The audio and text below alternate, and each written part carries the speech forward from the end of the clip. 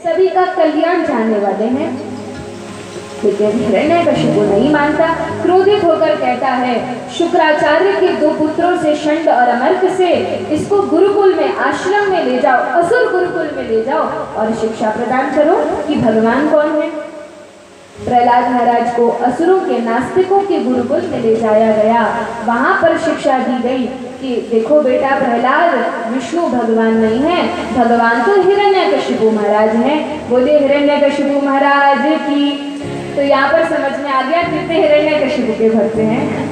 तो यदि हम कथा ध्यान से सुन रहे हैं तो ये भी भागवत जी देख रहे हैं कौन कौन ध्यान से सुन रहा है और कौन कौन ध्यान नहीं दे रहा। तो बहुत ही ध्यान से हमें सुनना है, फिर तो आनंद ही आनंद होने वाला है। आज तो कृष्ण जन्म उत्सव बनने वाला है, तो ध्यान पूर्वक कुछ समय की कथा और है, कथा का श्रवण करें और उसके पश्चात हम कृष्ण जन्म की ओर बढ़ेंगे। तो इस प्रकार से हिरण्यकशिपु महाराज की जय यह गुरुकुल में बुलवाई जाती थी, असुरों के, नास्तिकों के गुरुकुल में बुलवाई जाती थी। लेकिन प्रहलाद महाराज को मानने को तैयार नहीं, क्योंकि वे तो निश्चित रूप से जानते थे, उन्होंने तो हृदय में दर्शन किया था, उन्हें तो पता था कि श्री कृष्ण ही भगवान है। अब प्रहलाद महाराज, वर्णन है चैतन्य चरितामृत में, जय भजे कृष्ण से होय चतुर, जो कृष्ण को भजता है वो परम चतुर हो जाता है, परम बुद्धिमान हो जाता है। तो भक्त किस प्रकार होता है? भक्त का गुण है कि बहुत विनम्र होता है, लेकिन साथ में ये जानता है कि भगवान का प्रचार कैसे करना है, किस रीति से भगवान का प्रचार करना है। तो प्रहलाद महाराज जैसे ही देखते षंड और अमर्क गुरुकुल के बाहर हैं, शुक्राचार्य कोई भी नहीं है, पिताजी का हिरण्यकशिपु का कोई भी सैनिक अनुचर यहाँ नहीं है। तो प्रहलाद महाराज अपने सारे मित्रों को, जितने भी असुर बालक थे, ये जानकर कि ये तो बालक हैं, इन्हें तो ज्ञान नहीं है, ये तो बिना कारण के ही असुर गुरुकुल में पढ़े रहे हैं। तो प्रहलाद महाराज सारे मित्रों को इकट्ठा करके जब समय मिलता उन्हें उपदेश देना, उन्हें शिक्षा देना प्रारंभ करते। और प्रहलाद महाराज अपने मित्रों को शिक्षा देते। क्या शिक्षा देते? कौमार आचरित प्राज्ञो धर्मान भागवतानिह दुर्लभम मानुषम जन्म तदप्य ध्रुवमर्थदम। हे मेरे प्रिय मित्रों, भगवान ने बड़ी कृपा करके यह दुर्लभ मानव शरीर प्रदान किया है, और इसमें क्या करना चाहिए? इसमें भगवान का भजन करके इसको सफल बनाना चाहिए। तो मित्र कहते, लेकिन प्रहलाद तुम हमेशा विष्णु विष्णु विष्णु करते रहते हो, क्या तुमने कभी भगवान को देखा भी है? हम कैसे मान लें कि विष्णु भगवान है? प्रहलाद महाराज कहते हैं कि वैसे तो मुझे भगवान का दर्शन हुआ है। कहाँ दर्शन हुआ है? हृदय में दर्शन हुआ है। लेकिन फिर भी उनको समझाने के लिए प्रहलाद महाराज कहते हैं कि हम जानते हैं कि वायु में पानी हर स्थान पर होता है, पानी सर्वत्र होता है। ऑक्सीजन और हाइड्रोजन के रूप में पानी वाटर वेपर के रूप में हर स्थान पर होता है।